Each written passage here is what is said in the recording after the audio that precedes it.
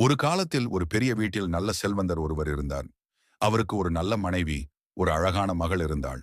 ஆனால் அந்த மனைவி மிகவும் நோய்பட்டு விட்டாள். அவள் உயிர் மெதுவாக குறைந்து கொண்டிருக்கும் நேரத்தில் தன் மகளை அருகில் அழைத்து வைத்து மெதுவாக சொன்னாள், என் செல்ல மகளே, எப்போதும் நல்ல மனசோட கருணையோடு இருக்கணும்.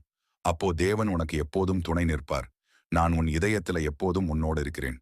அப்படி சொல்லிவிட்டு அம்மா கண்களை மூடி அமைதியாக உறங்கினார். அம்மா இல்லாததை மகள் மிகவும் தவித்தாள். அவள் தினமும் அம்மா ஓய்வெடுத்திருக்கும் அந்த அமைதியான இடத்துக்கு போய் மெதுவாக பேசிக்கொள்வாள். அப்படியே அவள் எப்போதும் நல்லவளாக தாயார் சொன்னபடியே இருந்தாள். 2ஆம் ஆண்டு குளிர்காலம் வந்தபோது அவள் 18 வயது ஆனாள். அந்த நேரத்தில் பனி அம்மா ஓய்வெடுத்திருக்கும் இடத்தையே வெண்மையான மெத்தை போல மூடிவிட்டது. பின்னர் வசந்த காலம் வந்ததும் பனி உருகி அவளுடைய தந்தை மறுபடியும் திருமணம் செய்தார்.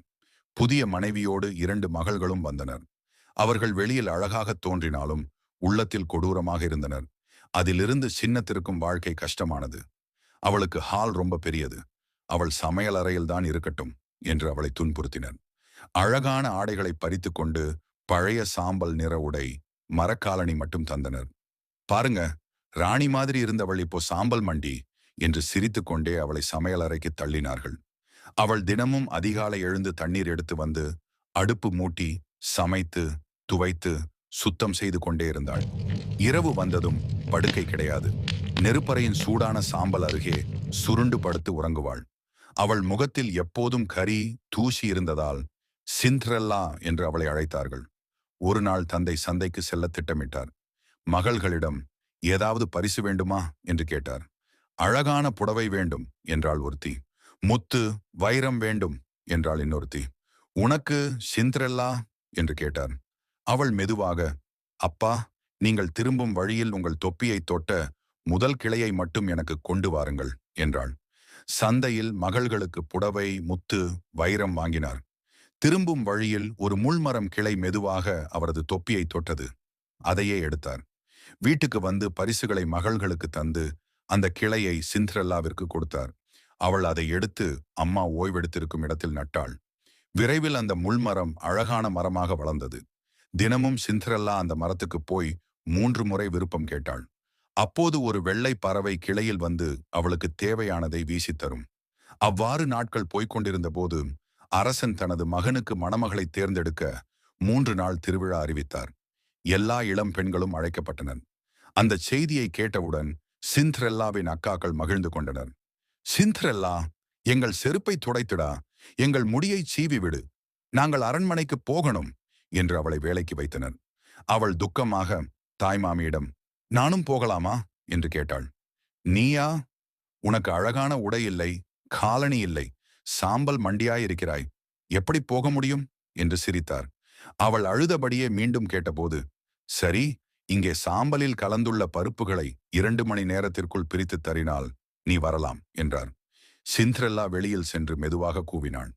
அன்பான புறாக்களே, பறவைகளே, நல்ல பருப்பை பாத்திரத்தில் போடுங்கள், மீதியை அப்படியே விட்டுவிடுங்கள். அதிகம் தாமதமில்லாமல் 2 வெள்ளை புறாக்கள் பறந்து வந்து பின்னர் பறவைகள் அனைத்தும் சேர்ந்து பிக் பிக் என்று குத்திக்கொண்டு எல்லா பருப்பையும் பிரித்து வைத்தனர். அவள் மகிழ்ச்சியுடன் காட்டிய போதும், தாய்மாமி, இல்லை, உனக்கு அழகான உடை கிடையாது, நீ போக முடியாது என்றார். ஆனால் அந்த மரத்தில் இருந்த பறவைகள் அவளுக்கு மாயமான உடைகளை கொடுத்தன. பொன்னும் வெள்ளியும் மின்னும் உடை அணிந்து சிண்ட்ரெல்லா அரண்மனைக்கு சென்றாள். யாரும் அவளை அறியவில்லை. அனைவரும் அவள் ஒரு ராஜகுமாரி என்று நினைத்தனர். இளவரசன் அவளை பார்த்தவுடனே காதலித்து 3 நாட்களும் அவளோடு மட்டும் நடனமாடினார். 3ஆம் நாள் அவள் ஓடும்போது ஒரு பொன்னாலான செருப்பு படியில் விழுந்தது. அதை கொண்டு இளவரசன், இந்த செருப்பு எவரின் காலில் சரியாக பொருந்துகிறதோ அவள்தான் என் மணமகள் என்று அறிவித்தார். அக்காக்கள் முயற்சி செய்தனர். ஆனால் பொருந்தவில்லை. இறுதியில் சிண்ட்ரெல்லாவை அழைத்தார்கள். அவள் செருப்பை அணிந்தவுடன் அது சரியாக பொருந்தியது. அவள் தன் மரக்காலணியை நீக்கி தங்க காலணியை எளிதாக அணிந்தாள். இளவரசர் மகிழ்ச்சியோடு, இவள்தான் என் உண்மையான மணமகள் என்று சொன்னார். அவளை குதிரையில் ஏற்றி அழைத்துச் சென்றார். புறாக்கள் கிளையில் அமர்ந்து இனிமையாக பாடின. பொருத்தம் சரி, மணமகள் நிச்சயம் அவள்தான். அதன்பின் சிண்ட்ரெல்லா திருமணத்தில் கூட தன் அக்காக்களையும் அன்புடன் வரவேற்றாள். அவளது கருணையால் அவர்கள் மனம் மாறினர். சிண்ட்ரெல்லா எப்போதும் நல்லவளாகவும் பொறுமையாகவும் இருந்ததால் இறுதியில் சந்தோஷமாக வாழ்ந்தாள். இந்த கதை நமக்கு சொல்லும் பாடம், அன்பாகவும் கருணையுடனும் நடந்தால் நம் கனவுகளும் ஒரு நாள் நிச்சயமாக நனவாகும்.